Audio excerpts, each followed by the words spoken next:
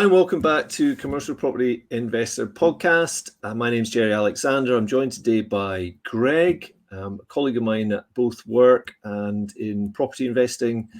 Greg has kindly agreed to join us to talk about the tricky subject of tokenization of real estate, which sounds like a good bedtime reader, but there is some interesting trends here that we really need to pay attention to.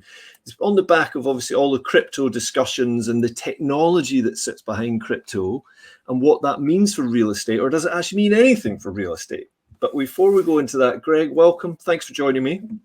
Thanks, Jerry. Thanks for having me.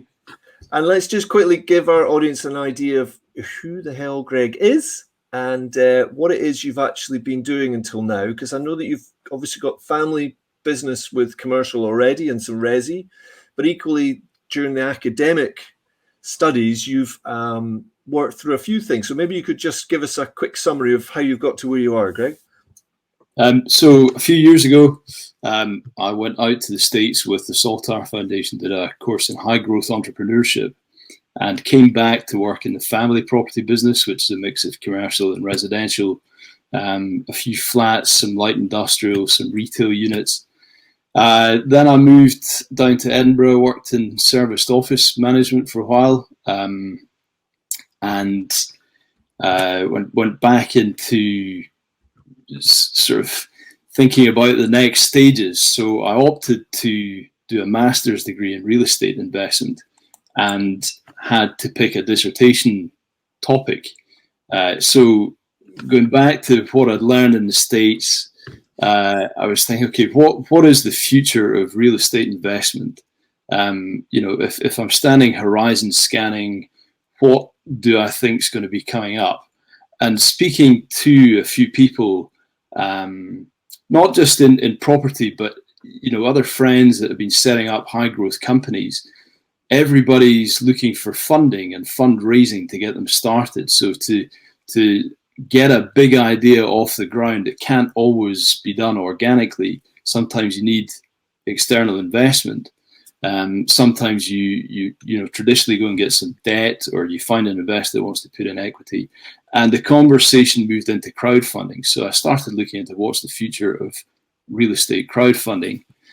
And at the same time, people are speaking a lot about cryptocurrencies and Bitcoin. And it turned out that there's a new topic called real estate tokenization. So these are asset-backed cryptocurrencies. There's been a lot of crowdfunding projects globally, but focusing on the UK, where retail investors such as me that are not high net worth people with 200 grand a year come in, but just want to put 500 quid into this project or 1,000 quid into that project and see what happens, have been led into crowdfunding projects where we've been under the belief that you can put money into this investment project and it will be protected under the UK compensation, the bank compensation, and also that you can invest under the banner of your ISA or your pension.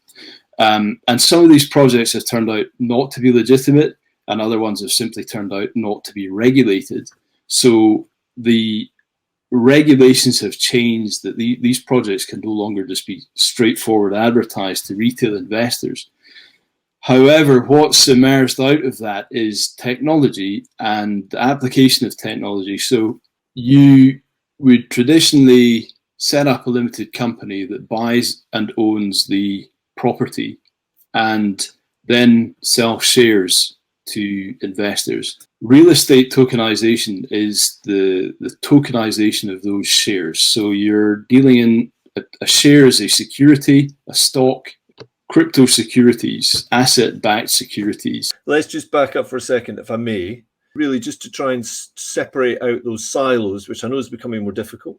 Correct me if I'm wrong, but a lot of crowdfunding platforms that do raise money for projects tend to have a start date and an end date. They don't tend to continue on. There is some agreement around that about what the recompense is going to be at the other end. Yeah. But with a non-asset backed coin or token, let's call it Bitcoin or Ether or many of the others, these currencies don't actually have any asset behind them. They don't have a gold standard behind them. They don't have a property behind them. But the one thing they do have is a supply and demand mechanism going on, which allows or can impact price.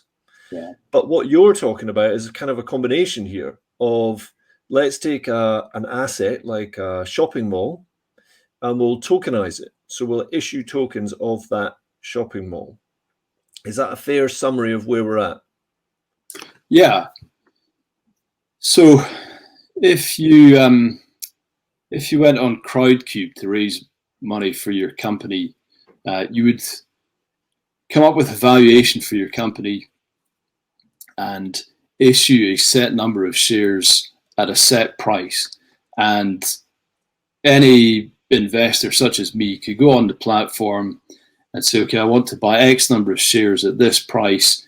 I've got £1,000 to invest, and transact through that website, which would take a little while to do. Now, once I've bought those shares, I get an email with a PDF saying you own this number of shares in this company, worth this amount. But it doesn't necessarily tell you when you're going to be able to sell those shares. So you would have to wait until that company goes for a further fundraising or floats before you can actually sell the shares. And the platforms available that you would sell your shares on just don't really exist. So during the infancy period of the investment, there's no secondary market available unless Crowdcube, for example, have a private room for their members that you can go on and basically advertise, I want to sell my shares. Is there somebody there that wants to buy them? Now, if they've only got 1,000 members on the platform, it's not enough. It's not enough people to be looking to buy these shares. And, it might only be that 10 of those other investors in that platform actually want to buy those shares in that company. Yeah, so there's a real liquidity issue, really. Exactly. And it's worth pointing out that we're certainly putting in a few sweeping generalizations, because there'll be some platforms that have better functionality for that sort of thing, and I guess in time that will come. But it's also, there is a thing about having enough people or enough investors, as you say, to actually make it so that the liquidity is there, so the price doesn't fluctuate based on supply and demand, or lack of supply, or lack of demand in such dramatic fashion. Because it would do if you've got very few shareholders, and if you need to exit quickly and there's nobody else there to buy, naturally you'll have to sell at a pretty heavy discount. But that's part of the thing about investing in smaller asset class, I guess.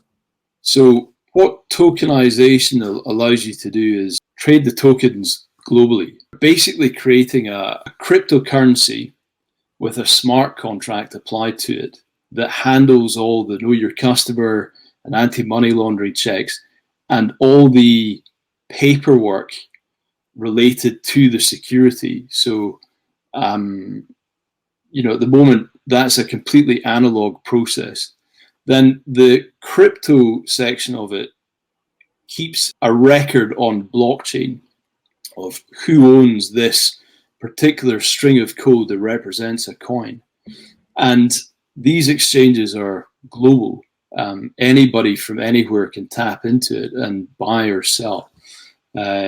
So what you would do as a company issuing a security token offering is you would, like with, it's still the same theory as selling shares in a limited company. You create a limited number of shares that you're going to issue to the market.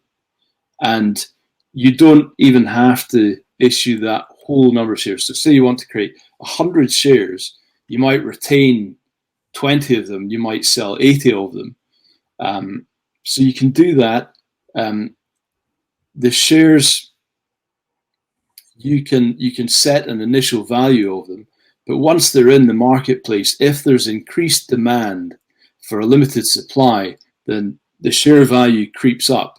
And you can see that with some of the projects that have already issued security tokens, that the initial price of the tokens has actually increased in value. So there's the underlying asset value, but then there's the actual token value as well. Now, in the context of Bitcoin, it's purely driven by demand. So all these guys that are out on social media hyping it up, saying, you know, Bitcoin to the moon or Dogecoin to the moon, the more people that pile in, the more demand there is for a limited supply, and up the price goes. With a tokenized real estate offer, in the traditional sense, there would be a dividend from a share. What gets written into the contract, the agreement about the tokenization of real estate, and that allows that to happen? Because not ordinarily, if you buy a Bitcoin, there is no income. But if you buy a token in a shopping mall in Canada, as an example, how does that mechanism work for some kind of dividend, or what's it even called? Is it called a dividend, Greg? Be a dividend. It's just the exact same. You have just bought a digital security, and the token represents that digital security, and the token makes it tradable on an exchange platform. Digital versions of traditional contracts that, if you're going to pay out a dividend or something, the smart contract will manage that for you. Okay, so let's just, it's very easy for me to ask these questions from the point of view of somebody who doesn't know what they're talking about, because that's pretty much me, right, at the moment with this. But basically, if we talk about shares in a traditional company, so let's say I want to go and buy a large office building, redevelop it, I need to raise some private finance, I might put it into an SPV or a special purpose vehicle, sell some shares, which won't be on a stock exchange because the company's not big enough, it's certainly not the sort of stuff I'm doing. But equally, if I was to do that through tokenization, what's the real difference? Some people will be saying, well, look, you know, what's the point? What's the difference between just selling shares in my development project versus tokenization? What are some of the key differences there, Greg? The key difference is that you are opening it up to a much, much bigger market.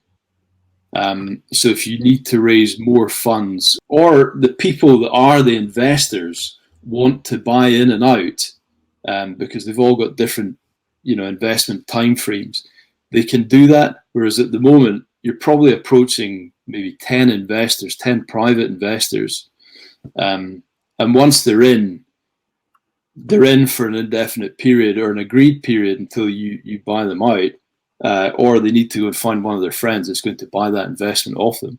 With tokens, you've got a global pool of people that can get on these exchanges and buy them from you. All right. So, I mean, regulation is popping in my head, but I think we should come back to that later, right? Mm-hmm. Let me just to give people a bit more of a visual on this. Can you give us an example of a project where this has been done? What sort of projects have been done? Just give us an example that would just help flesh it out a bit. The most notifiable project is the St. Regis Hotel in Aspen, the ski resort. I know you like skiing, Jerry, so pay attention to this one. But visit coming. The owner of the hotel, it's a hotel resort with roughly 200 rooms, and the owners wanted to release some equity for whatever reasons. Maybe they wanted to buy a new yacht or sports car or something. So they retained 80% ownership of the hotel and released 20% equity to the market. So they actually have done it through a REIT, a real estate investment trust. So the real estate investment trust is the business entity, such as a limited company, that owns the asset, and they're selling shares in that REIT. They've partnered with a company which at the time was Elevated Returns, but they've now moved over to another company called Securitize. And Securitize is the company that has handled setting up all the digitization process. So that would be like me raising money for my business and going on the Crowdcube platform, and Crowdcube handling all the share issuance process and communicating with the investors, through social media and advertising and things. So Aspen REIT have gone to Securitize to go through all the digitization process. Securitize have then partnered with Indiegogo, the crowdfunding platform, to market and advertise to investors. And investors have just registered with these platforms, reviewed the information of the share offering, and then signed up to go through the Know Your Customer checks, the anti-money laundering checks. That platform's hosted the whole process of, how many shares do I want to buy? It's $10,000 minimum buy-in, and you basically put the transaction through. It goes into a holding pen for a while, and then once the fundraise is completed, the smart contracts handle the share or token issuance. And once you've got those tokens, you will have them on a digital platform and exchange in exactly the same way that anyone buying Bitcoin through an app at the moment might be using the Coinbase app. For tokens, you might be using the Uniswap app, for example, and you would have a list of the different tokens that you've bought. So it takes an analog process and makes it digital. It takes a siloed marketplace and makes it global. It's interesting, and we're talking about crypto, crowdfunding, and platforms and exchanges all in the same breath here. And really, what it is an advancement of the background technology, right? It's not so much about a crypto coin. It's about the technology that underpins all of that, and the fact that you can have that security and that ability to track everything that happens with that share or that token, as we're describing here. Just on that particular project, Greg, what was the size of the raise? How much was raised on that? They issued 1.6 million shares at a value of $20 each, which represented 19% of ownership in a 224 million resort. Nice. With 179 rooms. That's an interesting story of how they bought it, developed it, and increased the value of it, but we'll save that for another podcast. So the security that's underpinning all this is blockchain. So this is the new technology, and it doesn't just apply to real estate tokens and things. The British Land Registry are looking at blockchain for basically being a digital ledger of ownership of property. So when you go and buy this ownership, this share or anything, you could then go back to the blockchain, the way that you go in Companies House. You could find all the information of who owns the coin at the moment, and who have been the different owners and how many times has it been transacted. So all that information is available. And blockchain is a whole other subject in itself, but it's secure because every time a block gets stamped on the chain, it happens so quickly, and there's so many of them going on. It's completely distributed around all the computers globally that are running blockchain. If somebody wanted to go in and try and fudge something on it, they would have to have NASA computing power to edit what's just happened in real time, and also edit all the other bits of detail before that, explaining who owns what and what transactions are taking place. So it's a very secure system, and institutions are starting to get into this now. And because it's so secure, and because institutions are getting into it, like State Street Bank in Boston, America, they have just announced that they're going to be launching a crypto division to handle this and to handle asset tokenization. So it's early stages in the market, but you're hearing more and more about it. But it's interesting because this, I think this is the bit that it's going to take time for people to recognize. As you're talking there about crypto, a lot of people immediately think Bitcoin or Ether or Dogecoin, these different non-asset backed ones. But what you're talking about there is this move. And who was it you were saying that was doing that? Sorry, State Street Exchange. Right. So their move into that is not necessarily for crypto, it's for asset-backed tokenization. Is that correct? Yeah, I mean, not well, that you know in their head what they're doing, but a lot of banks have been led into these things by demand from their customers. So high net worth investors with money sitting saying, I want to buy this stuff. Can you provide a platform or avenue for me to put my money into it? But they're starting to take it seriously, and you hear about cryptocurrency funds and things that have been established. It's a buffer level between the investor and the actual cryptocurrency, but I think that's probably a separate story. So let's just touch on regulation for a minute.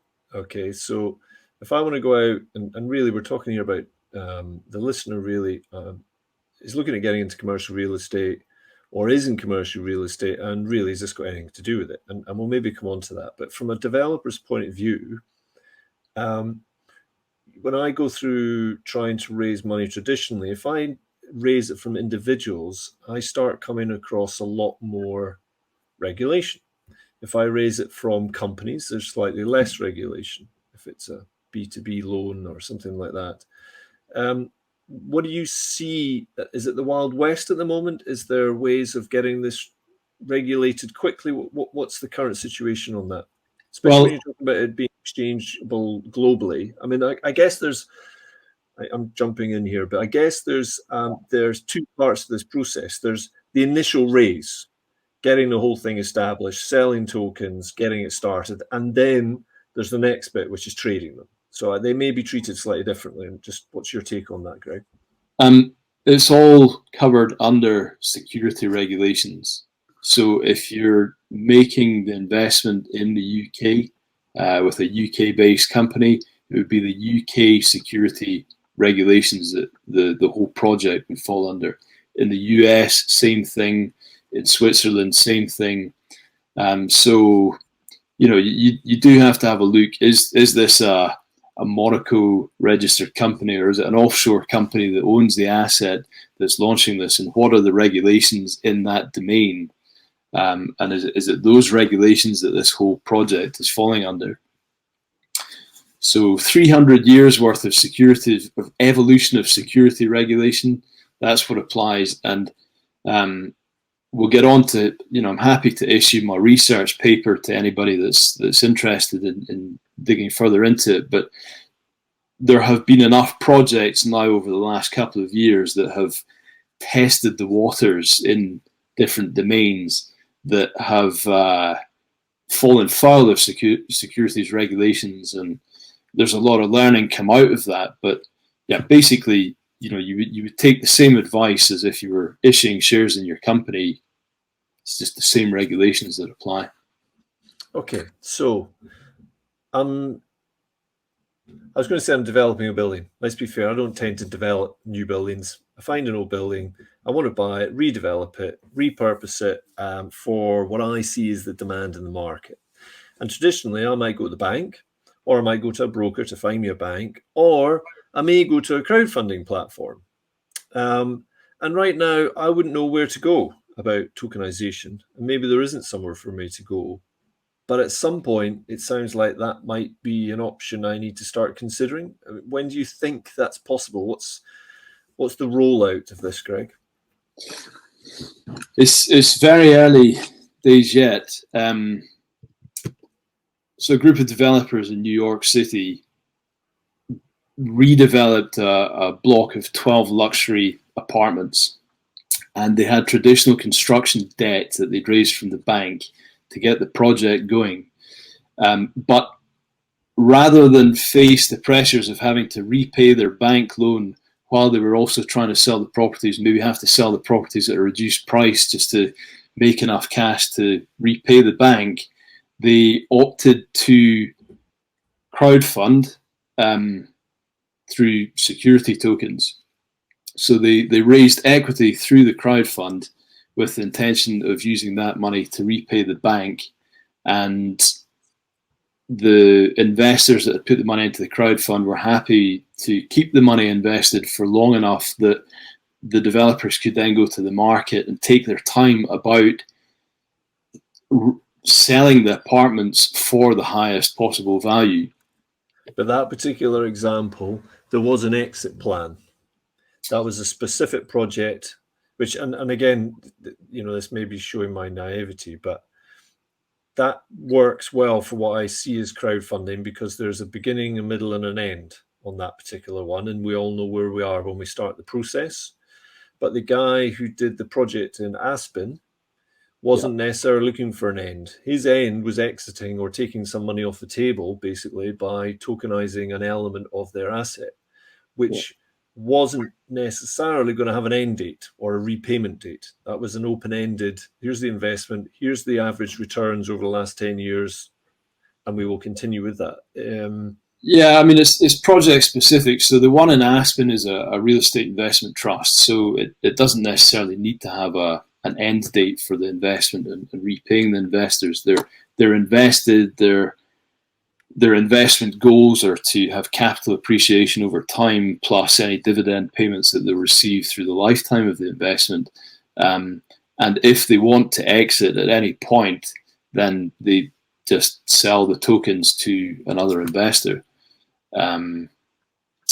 Whereas you may have bought your property and you want to raise the funds to develop it, and then you want to sell it and repay your investors, and you're essentially flipping the property and getting your money back out.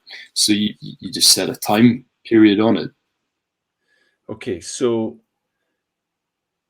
I'm seeing this kind of, I'm picking out the little pieces here. So on one side, we've got shares in a traditional company, traded on the stock market, if that is the size you're at. But otherwise, it's maybe just held at your accountants, and you've got all the shareholding certificates and all that sort of thing on a smaller basis. But then you've got the crowdfunding guys who are not funding projects, but they're facilitating the funding of the projects. And then over here, we're talking about tokenization, which seems to be out on its slightly out over here. But actually, all three could effectively amalgamate into the same thing, where you've maybe got shares over here that have been working traditionally, and actually at some point that might become more digital anyway because of the way things are going, and that actually the process of creating the crypto may well just work just as well for share certificates. And it's just that the crowdfunding platform, or those platforms where they have access to lots of investors rather than the traditional retail market, where it's a bit more disparate. There's not really so easy to get hold of investors, or at least not focused investors. It sounds like the crowdfunding guys are quite a linchpin in this. Is that the right way to view that, or am I just using crowdfunding platform as a bit of a generalization? It is, my initial avenue into coming across the whole real estate tokenization was because I was interested in the future of property crowdfunding. I suppose if you were to launch a company today and you went to a group of investors, they put their money in, or you raised bank debt or something, you would be sitting on that, and then you would keep building the company, and then at some point you might float it on the alternative stock market run by the London Stock Exchange. So small cap companies, or then if you keep scaling the company up, you might go for a public flotation, and then you're in the stock market, and anybody can buy in through the exchange. Well, it's the same sort of theory with the tokens and the crypto version of it. You would launch your project, you would go to a crowdfunding platform. The crowdfunding platform would do your marketing and advertising to find investors for you, unless you've got the means to do that yourself. You might already have 100 or 1,000 investors lined up, ready to contribute directly to you, in which case they might go to Securitize and just log into your own website, with a branded page and go through all those customer checks.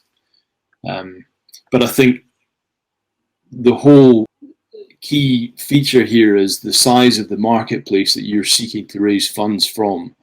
if you want to raise £1 million or if you want to raise £100 million, you're going to need a bigger market, or you're going to need a market of much higher net worth investors.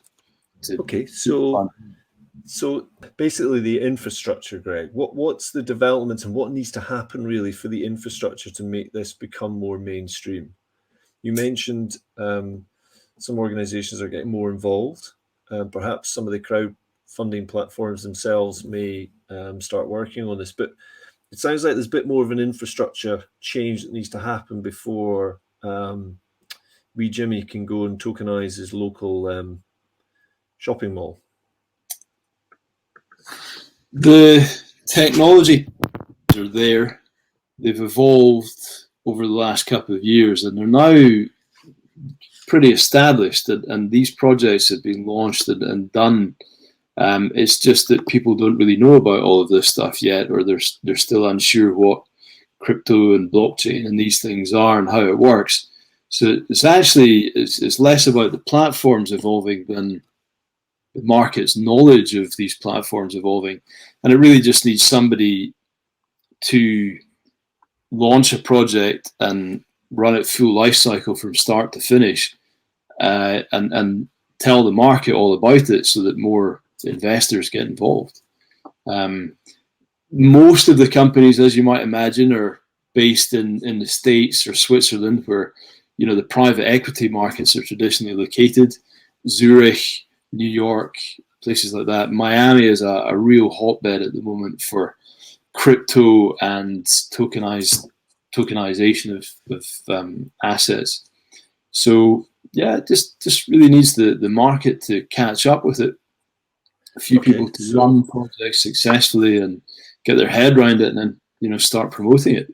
Well, it sounds like from a time frame point of view, if somebody is getting started in commercial right now or has started building up their portfolio, there could be a possible partial or complete exit based around what we're talking about. It is something that time frame wise, let's say we're talking about an exit from commercial in 5 years or 10 years, this might be something to keep your eye on. The guy, the private investor who we tend to be talking to on here rather than the institutional investor, private investor has an opportunity to potentially build up enough assets that this mechanism might allow them to do a partial or full exit at a later date based on setting up obviously a business that can operate without them, but nevertheless a business that they could effectively sell shares or tokens in that will allow them to do a partial or full exit, such as the one in Aspen.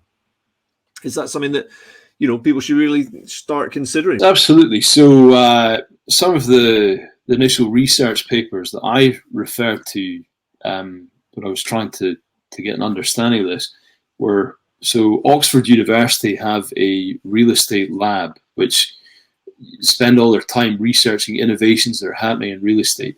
They published a paper in February of last year, 2020. So that's how early that is. And MIT, Massachusetts Institute of Technology out in Boston, they also have a real estate innovation lab, and they had just published a paper last year as well. So it's very early stages. And there's a guy you'll find him on Twitter called Omar Faridi. He's a go-to source of knowledge for this, but he publishes a monthly report on security tokens and specifically real estate security tokens.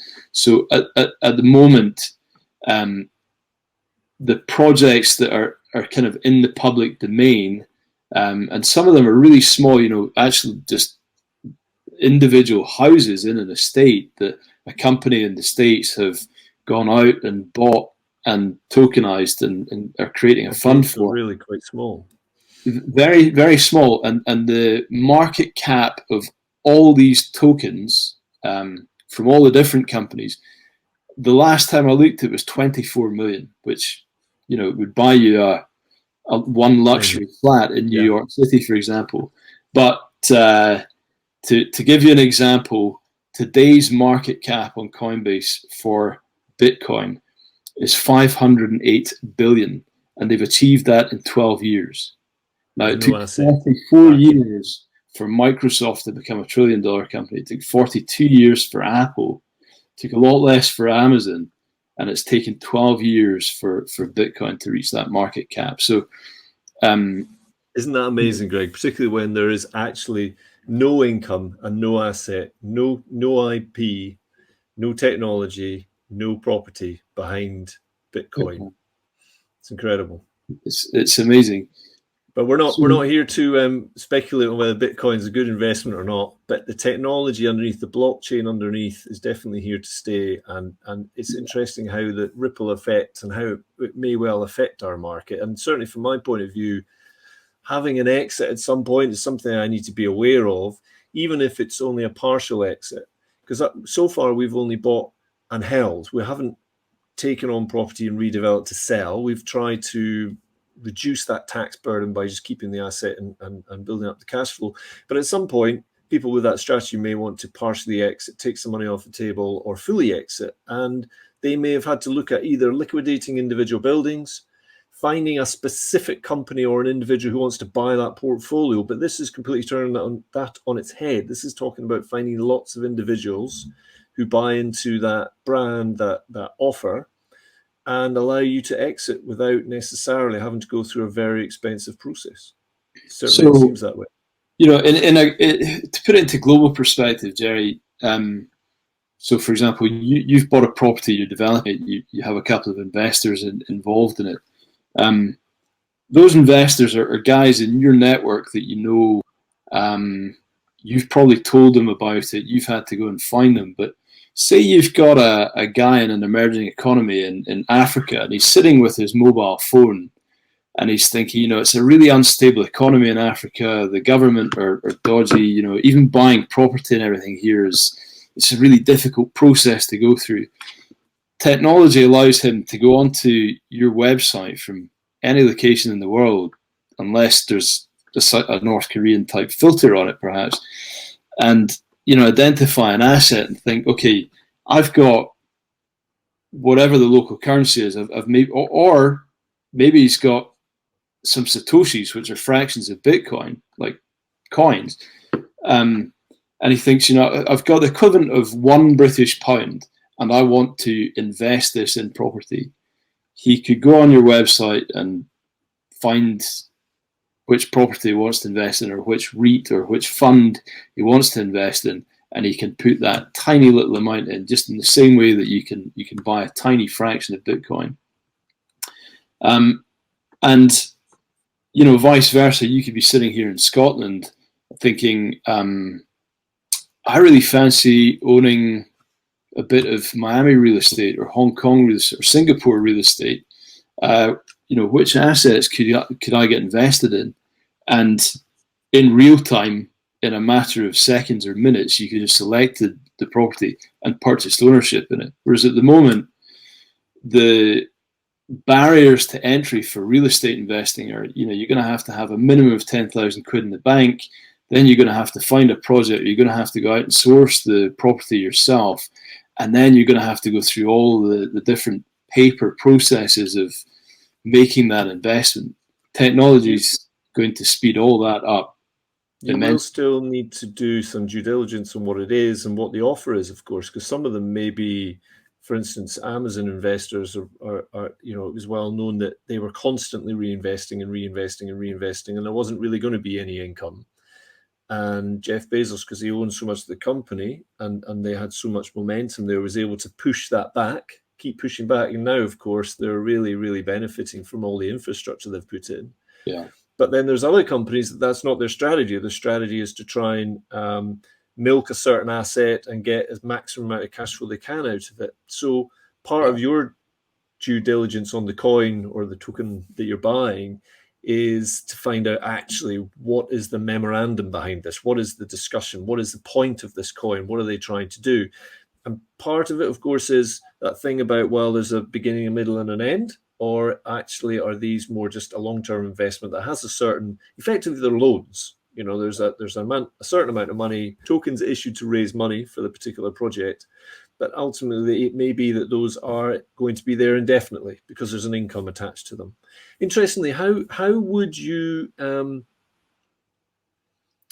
if you did have an investor from sub-Saharan Africa who's bought 3 tokens. How does one get a dividend to that individual?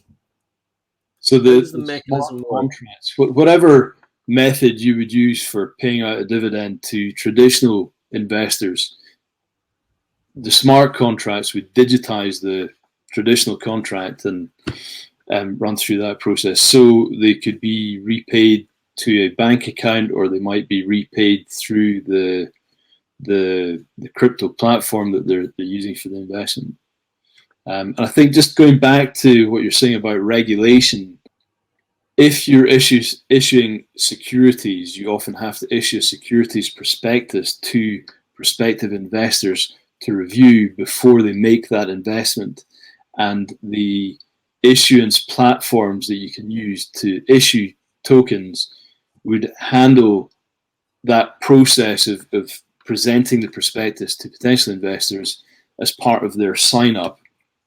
And just scaling it back a bit, just this year in the UK, the IPSX, the International Property Securities Exchange, has launched, which is a stock exchange specifically for real estate. And having a look at the Mailbox REIT, which is a shopping centre in Birmingham, which is their first listing, there's about an 80-page prospectus that goes with that investment. So you're really supposed to review the investment before you get involved in it. And early real estate token launches, they went down the route of just issuing a white paper, 5 pages of, here's our concept for a property development. Would you like to invest? And a few people piled in their money into these, thinking they were going to get higher returns, and it turned out it was just a nonsense. And the regulators have gone after these companies for basically falsely issuing securities. So it all comes down to whatever the security regulations are in the domain where you are launching your project. And if you have a foreign investor, they will be coming to your website and going through the know your customer checks and the sign up process under your law. So if it's a UK project, it would be UK securities law that would apply. Who would I currently go to in the UK or anywhere to try and go to have, because I'm going to need somebody to hold my hand on this. Yeah. So, Right. who is the go-to place or supporter that's going to actually help me go through that and make sure I'm doing it right? Is there anyone? There is a company, and I made a note of it just the other day when I was listening to a podcast by I highly recommend this one. It's the Security Token Show podcast. So if you follow that and join their Clubroom group, if you're a member in Clubroom,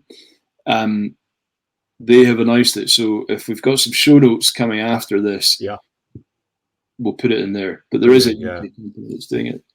Brilliant. Right, now, let's just hold the bus. You mentioned Mailbox in Birmingham. Yes. So what's happening there? Is that a project that's happening in the UK? And is that actually where some people can actually invest some money? When's that happening? And have I picked that up right? That has or is happening. So if you go onto the IPSX or just go onto the Mailbox Birmingham, just throw it into Google and look for Mailbox Birmingham REIT.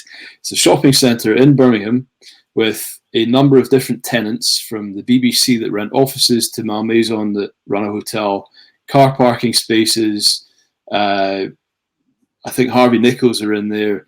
It's a mixed commercial, an HMO version of a commercial property, and you can buy fractional ownership of that asset through the IPSX. So you could put in £1,000. If somebody listening wants to just go and, there's nothing like giving it a go, is there, to learn things? If somebody wants to actually go and learn about this, there's an opportunity there to maybe even invest in a UK located real estate asset Absolutely. tokenization project that they could get involved in? Nobody has yet written the Idiot's Guide to Real Estate Tokenization Investing, because it's not been around for long enough. So I think the only way to learn more about this is to start dabbling a bit, Which of course we're not recommending, but for those that would like to learn more, definitely learn. You can't advertise projects to retail investors, but if a retail investor happens upon your project because they're educated themselves, then I think they're allowed to choose to invest as long as they have educated themselves sufficiently about the risks involved in it. Now, there's 508 trillion of goodness knows whose money tied up in completely decentralized and unregulated, unmanaged Bitcoin, which is not asset backed. So there's plenty of people out there willing to put money into completely unregulated investments. But if I was offering you Bitcoin today and saying, well, Jerry, actually, this is asset backed, and there's the asset right there, it's bricks and mortar, and there's a tenant in it, and there's a number of other tenants lined up to come into it. And here's the operating report on it for the annual incomes, the tenancy agreements that I've got for it, etc., etc. I think you'd be looking at it in a different perspective, and that 10 quid that you're thinking about throwing into Bitcoin might suddenly become 100 quid or 1,000 or 10,000. So I think once people catch on to this, the market's going to just accelerate very rapidly. And while I'm listening to you here, Greg, we're having this conversation, we're recording it, it's probably going to go on YouTube, the podcast will go out there. It'll be interesting to review this in 5 years' time and say, well, that was a load of baloney, or look what came to pass. Yeah. Little did they know how fast this was going to happen. But it does sound to me like there's a bit of an irresistible movement going on here, and that, as we discussed earlier on, the whole blockchain is here to stay, and it's just different industries looking at how they can adapt and use that technology to trade better, work better, more efficiently, with less middlemen and costs. And that sounds like that is always a winning combination. Yeah, absolutely. So blockchain is being adopted by institutions, large banks, JP Morgan, Goldman Sachs. They're starting to create, at State Street specifically, they're starting to create divisions that are specifically dealing with blockchain, and the blockchain is underpinning the register of who owns what, and some of them are developing their own blockchains. There's like 4 main blockchains at the moment. Bitcoin, Ethereum. I'm not an expert in that, but it gives me a sense of security having read around and got an understanding of it. And these institutions are starting to pile in. I think the wider context of this is that for real estate investing, if you and I were looking at the Empire State Building in New York City, and we were thinking, I'd really love to own a little bit of ownership in that building, but it's an institution that currently owns it. It's a hedge fund that currently owns that building, or a bank or a pension fund or something, and the buy-in is 100 million. That's completely out of reach for us. But say that institution decided to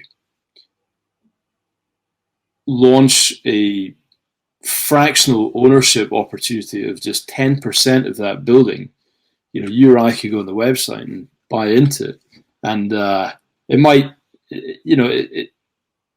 I think it opens up a really wide range of opportunity. You don't have to have debt coverage on your whole project. You can just do part of it, and as I say, the fractional ownership thing, every investor's got a different time period, and somebody may want in one day and out the next. Somebody may want to be in for the full lifespan for 3 years. Somebody may want to change the amount that they've got invested in it, but still retain partial ownership. That tokenization is going to allow all of that. Brilliant. This has been really interesting. I think we've been reasonably coherent, Greg.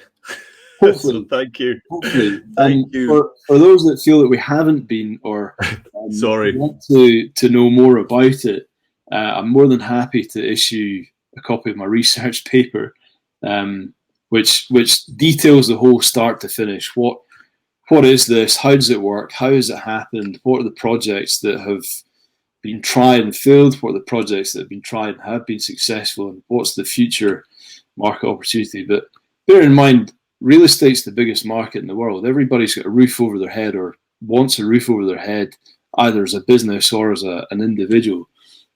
So, you know, it's a very big market to be playing around in, and there's a lot of money kicking around in it. So somehow, somebody's going to make it work.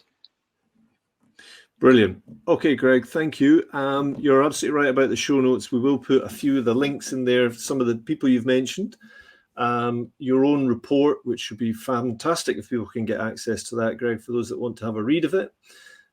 It's been really, really interesting. Thank you. As I say, I do think one day we're going to be coming back and having another discussion about this, a review of where things have gone. But it definitely is a really interesting topic. So thanks so much for spending the time researching it. I know it wasn't for us, but then sharing that research with us and trying to make it so that it's a bit more understandable for people like me. So thanks very much, Greg. You're Appreciate very you welcome. joining us. And so is everybody listening. So if anyone wants to find me on Twitter, you find me at Greg, GREG _Sim, SIM for mother, or send me an email, greg@erichtVentures.com, which is spelled ERICHT Ventures. Thanks very much, Greg. So for those that are listening to us for the first time, maybe you just found us because of the topic. We do a regular podcast on commercial property investing. It's really focused on helping individuals who've perhaps started investing in resi and want to move into commercial. And it's a bit of a murky world. Resi's a bit more transparent, not always, but a bit more transparent. But the commercial property market's really good at hiding opportunity right in front of your face. It's quite murky, that world. And this podcast has been set up to try and help demystify, debunk some of those challenges that people think you have of getting into commercial. It's not that difficult. So my job with these podcasts is to try and help you see how you can make your own entry into the commercial property market and try to do it in a safe way.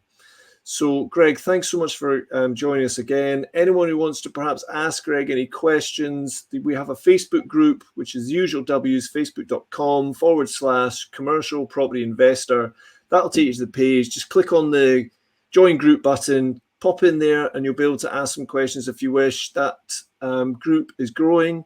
It's growing rapidly. It's got lots of commercial property investors or those that want to get into the market. We filter out lots of people that don't necessarily or shouldn't necessarily be in there or promoting too much stuff, because it really, our objective is to try and make it so that it's really high value for people that want to do commercial property investing. So thanks very much for tuning in, and we shall speak to you all again very soon.